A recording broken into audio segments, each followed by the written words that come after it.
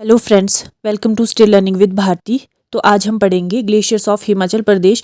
Please video शुरू करने से पहले वीडियो को लाइक कर दे और चैनल को शेयर और सब्सक्राइब कर दे। और चैनल की प्लेलिस्ट में डिस्ट्रिक्ट वाइज एचपीजी के प्लेलिस्ट बनी है, आप उसको भी देख सकते हैं, जो कि हिमाचल में सारे एग्ज़ाम्स के लिए बहुत ज़्यादा इंपॉर्टेंट है। और जैसे कि आपको पता है कि JOIT का एग्ज़ाम आने वाला है, तो उसके लिए भी कंप्यूटर की एक प्लेलिस्ट बनी है, आप उसको भी देख सकते हैं। तो शुरू करते हैं। ग्लेशियर्स ऑफ हिमाचल प्रदेश। हिमाचल प्रदेश में ग्लेशियर को स्थानीय भाषा में क्या कहते हैं? शिगड़ी कहते हैं। क्या कहते हैं? शिगड़ी कहते हैं स्थानीय भाषा में ग्लेशियर को। और ग्लेशियर को हिमनद के नाम से भी जाना जाता है।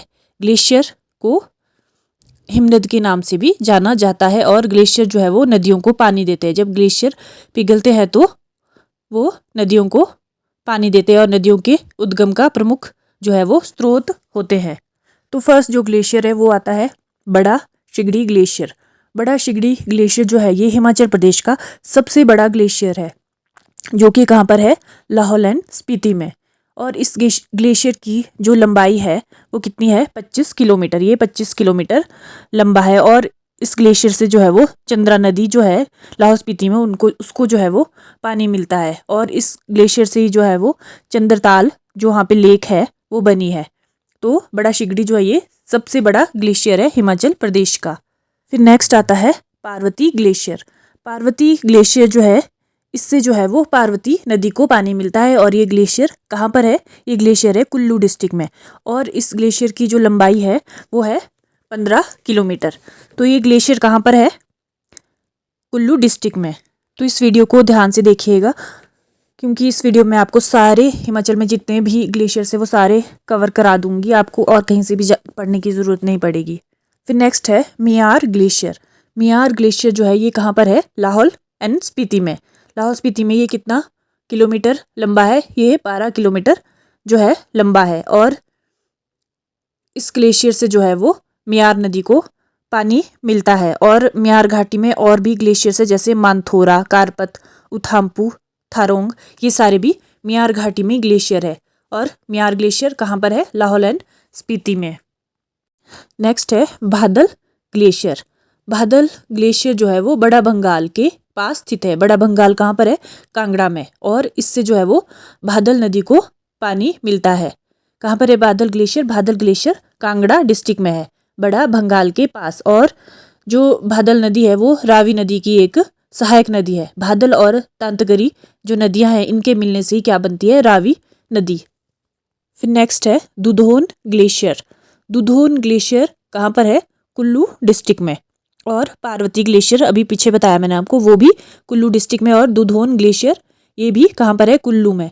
और यह पार्वती ग्लेशियर के साथ ही स्थित है और क्षेत्र की नदियों के लिए पानी का एक जो है वो महत्वपूर्ण स्रोत है।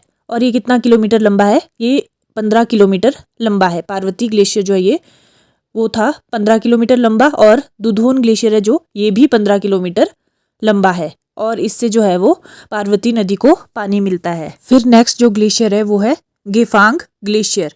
गेफांग ग्लेशियर जो है वो उसको लाहौल का मणिमहेश भी कहा जाता है। क्या कहा जाता है? लाहौल का मणिमहेश। और इसका नाम जो है वो स्थानीय देवता है लाहौल के गेफांग, उनके नाम पर रखा गया है। और इसकी शिखर की बनावट जो है वो स्विट्ज़रलैंड की मैटरहॉर्न पर्वत शिखर के जैसी है। कैसी है? स्विट्ज़रलैंड के मैटरहॉर्न पर्वत के जैसी है। और ये कहाँ पर पड़ता है? लाहौल स्पीति में। नेक्स्ट है मुलकिला ग्लेशियर। मुलकिला ग्लेशियर जो है ये आता है लाहौल एंड स्पीति में। कहाँ पर है मुलकिला ग्लेशियर?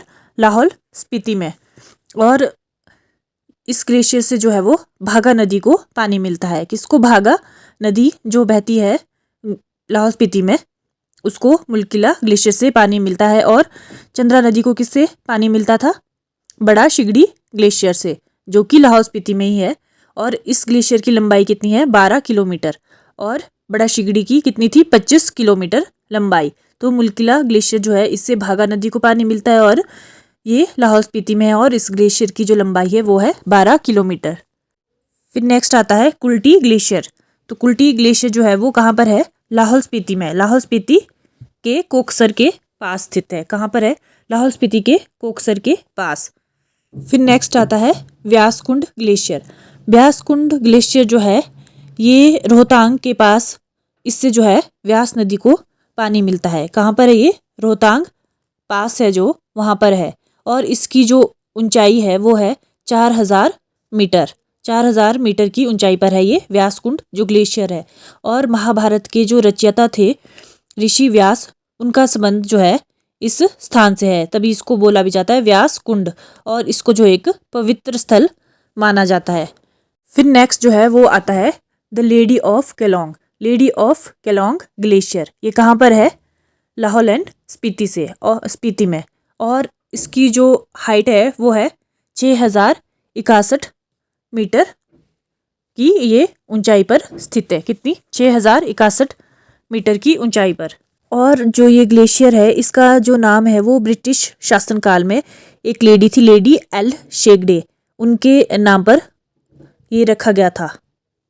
और दूर से देखने पर जो ये लगता है कि जैसे वहाँ पर एक महिला की आकृति बनी हुई है। और ये जो है वो पूरा साल ढका रहता है, लेकिन जब बीच में कुछ समय के लिए इसमें काले धब्बे दिखाई देते हैं जो पीठ पर बोझ उठाकर चलती हुई औरत की तरह दिखाई देते हैं। क्योंकि ये देखने में एक लेडी की तरह लगते हैं तो इसीलिए इस ग्लेशियर का जो नाम है वो क्या है? The lady of Kelong. तो ये थे हिमाचल प्रदेश के ग्लेशियर्स। तो एक बार फिर से रिवाइज कर लेते हैं इनको। सबसे पहले पढ़ा हमने बड़ा शिगड़ी ग्लेशियर जो कि कहाँ पर है? लाहौल स्पीति में। फिर था दुधोन ग्लेशियर, वो भी कहाँ पर है? कुल्लू डिस्ट्रिक्ट में। और पार्वती ग्लेशियर वो भी कुल्लू में है। दुधोन और पार्वती कहाँ पर है? कुल्लू डिस्ट्रिक्ट में। फिर था मुल्किला ग्लेशियर, वो कहाँ पर था? लाहौल एंड स्पीति में। फिर नेक्स्ट था मियार ग्लेशियर, ये भी कहाँ था? लाहौल एंड स्पीति में। और था कुल्टी ग्लेशियर जो कहाँ पर है? लाहौल स्पीति में कोकसर के पास। नेक्स्ट था भादर ग्लेशियर, वो कहाँ पर था? कांगड़ा में। और गेफांग ग्लेशियर जिसको लाहौल का मणिमहेश भी कहा जाता है, वो कहाँ था? लाहौल एंड स्पीति में। फिर था the lady of Kelong glacier जो था लाहौल एंड स्पीति में। और एक था व्यासकुंड ग्लेशियर जो कहाँ पर है? रोहतांग दर्रे के पास, जिसको कि व्यास नदी, जिससे कि व्यास नदी को पानी मिलता। और एक बात, आप लोग प्लीज़ वीडियो को लाइक कर दिया कीजिए। अगर आपको कुछ अच्छा लग रहा है या नहीं लग रहा है वो आप कमेंट भी कर सकते हैं। अगर कुछ अच्छा नहीं लग रहा है तो मैं उसको इम्प्रूव करने की कोशिश करूँगी। अगर आपको कुछ अच्छा लग रहा हो तो उससे मुझे भी वीडियो बनाने में मोटिवेशन मिलती है। सो प्लीज़ वीडियो को लाइक, शेयर और चैनल को सब्सक्राइब कर देना।